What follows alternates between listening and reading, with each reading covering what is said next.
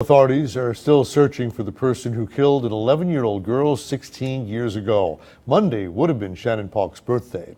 Olivia produced a two-part News Extra report on the investigation that continues to this day. Here's her I-Team report, Who Killed Shannonpaulk?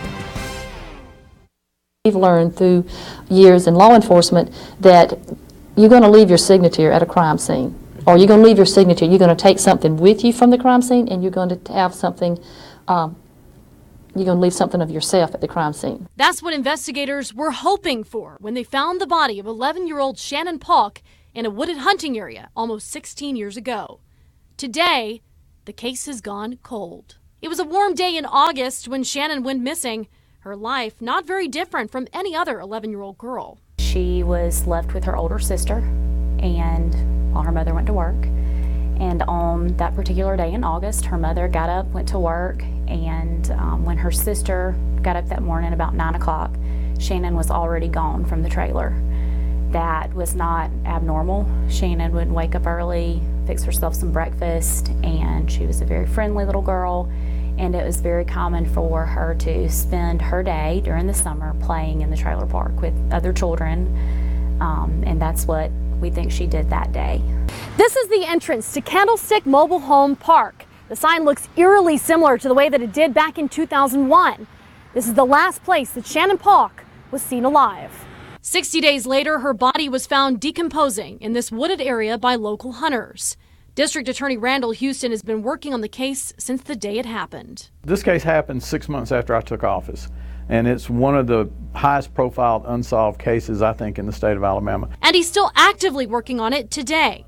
6 months ago, the Alabama Law Enforcement Agency impaneled a grand jury to reopen and investigate this case. What the Cold Case Task Force from ALEA did was start interviewing people who had been interviewed before, re-interviewing everybody, starting from the beginning.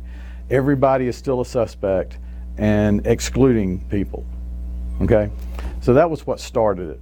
But this grand jury ended up revealing some frustrating information involving a composite drawing of the suspect that was made in 2001. The man the police are looking for is a white male, believed to be between the ages of 35 and 45, with hazel eyes. That's the drawing that we aired in our newscast in 2001.